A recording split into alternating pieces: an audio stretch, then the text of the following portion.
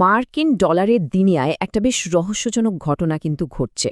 আচ্ছা ভাবুন তো, যেই জিনিসটাকে পৃথিবীর সবচেয়ে নিরাপদ বিনিয়োগ বলে মনে করা হয়, সেখান থেকে ভারত আর চীনের মতো দুটো বিশাল অর্থনীতি কেন আস্তে আস্তে সরে আসছে?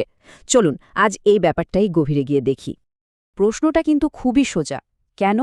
একদিকে ভারত, অন্যদিকে চীন, দুটোই এমন একটা অ্যাসেট থেকে মুখ ফেরাচ্ছে যাকে বলে কিনা একেবারে সেফেস্ট বেট। কিন্তু কারণটা কি?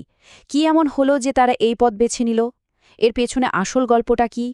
একবার সংখ্যাটা দেখুন, 50.7 বিলিয়ন ডলার। ভাবা যায়?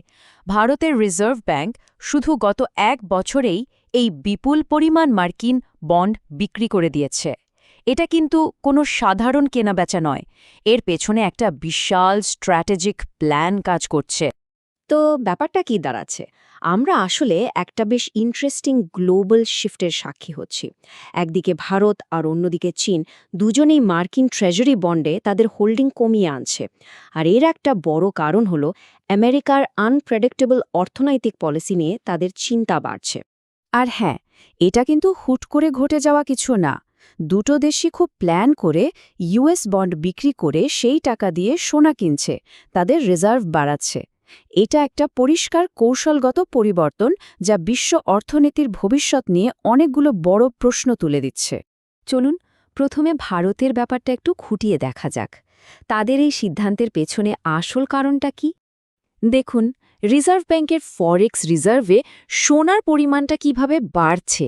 মাত্র 1 বছরের ব্যবধানে সোনার শেয়ার 9.3% থেকে 1 লাফে 13.6% চলে গেছে।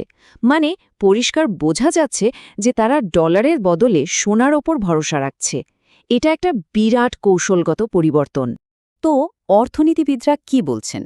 তারা মূলত 3টা কারণের কথা বলছেন। 1 নম্বর, আমেরিকার যখন তখন শুল্ক বসানোর নীতি। 2 নম্বর, যে কোনো ট্রেড নিয়ে ঝামেলা হলে নিষেধাজ্ঞার ভয়। আর 3 নম্বর হল ইউরোপীয় ইউনিয়নের সাথে একটা বড়সড় ট্রেড ডিলের সম্ভাবনা, যা ডলারের ওপর নির্ভরতা কমাবে। সোজা কথায়, আমেরিকার যে কোনো হঠাৎ সিদ্ধান্তের ধাক্কা থেকে নিজেদের অর্থনীতিকে সেফ রাখ। আচ্ছা, ভারতের কথা তো হলো, এবার চলুন চীনের দিকে তাকাই। ওদের কারণগুলো অনেকটা একই, কিন্তু সাথে একটা জিওপলিটিক্যাল অ্যাঙ্গেলও আছে। ব্যাপারটা কতটা সিরিয়াস সেটা বুঝতে হলে একটা তথ্যই যথেষ্ট। 2008 সালের অর্থনৈতিক সংকটের পর থেকে তাদের কাছে ইউএস বন্ডের পরিমাণ এখন সবচেয়ে কম। এটা কিন্তু একটা বিরাট ব্যাপার, যা চীনের লং টার্ম প্ল্যানিংয়ের দিকেই ইঙ্গিত করে। চীনের অর্থনীতিবিদদের ভয়টা ঠিক কোথায়, সেটা ফুদান ইউনিভার্সিটির অধ্যাপক শাও ইউ এর একটা কথা শুনেলেই বোঝা যায়। তাদের ভয়টা হলো আমেরিকার ঋণের বোঝাটা এতই বেশি যে কোনো সময় একটা বড়সড় গণ্ডগোল বেঁধে যেতে পারে। তাহলে দেখুন, চীনের স্ট্র্যাটেজিটা কিন্তু মাল্টিলেয়ার্ড। ওরা একদিকে ট্রেড ওয়ারের ঝাপটা সামলাচ্ছে, অন্যদিকে আমেরিকার ঋণের ঝুঁকি থেকে বাঁচতে চাইছে, আর একই সাথে চেষ্টা করছে নিজেদের কারেন্সি রেনমেনবিকে গ্লোবালি আরও পাওয়ারফুল করতে। কিন্তু দাঁড়ান, গল্পে একটা টুইস্ট আছে। ব্যাপারটা এমন নয় যে সবাই ইউএস বন্ড বিক্রি করে দিচ্ছে, আর এখানে পুরো বিষয়টা আরও জটিল হয়ে উঠছে। ছবিটা কিন্তু একদম পরিষ্কার। একদিকে ভারত আর চীন ইউএস বন্ড থেকে সরে আসছে, আর অন্যদিকে আমেরিকার সবচেয়ে কাছের বন্ধুদের মধ্যে দুটো দেশ, জাপান আর ইউকে, ঠিক তার উল্টো পথে হাঁটছে। তারা আরও কিনছে। মনে হচ্ছে যেন গ্লোবাল ইকোনমিতে বিশ্বাসের একটা লাইন টানা হয়ে গেছে। এটাকেই বলে স্ট্র্যাটেজিক কনফিডেন্স। দেখুন, জাপান নতুন করে $2.6 বিলিয়ন আর ইউকে প্রায় $10.6 বিলিয়ন বন্ড কিনেছে। এর মানে হলো তারা এখনও আমেরিকার অর্থনীতির ওপর ভরসা রাখছে। তাদের হয়তো মনে হচ্ছে ছোটখাটো সমস্যা থাকলেও লং টার্মে ইউএস ইকোনমি স্টেবল থাকবে এবং এই বিনিয়োগটা নিরাপদ।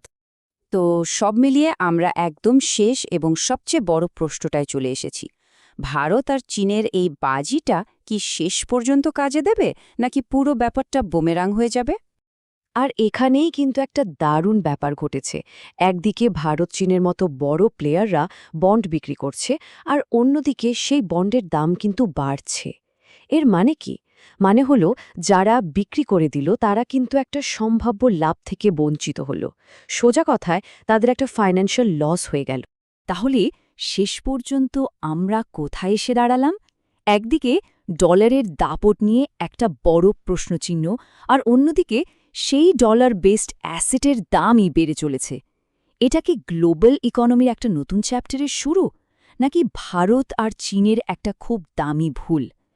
এর উত্তরটা বোধহয় একমাত্র সময়ই দিতে পারবে।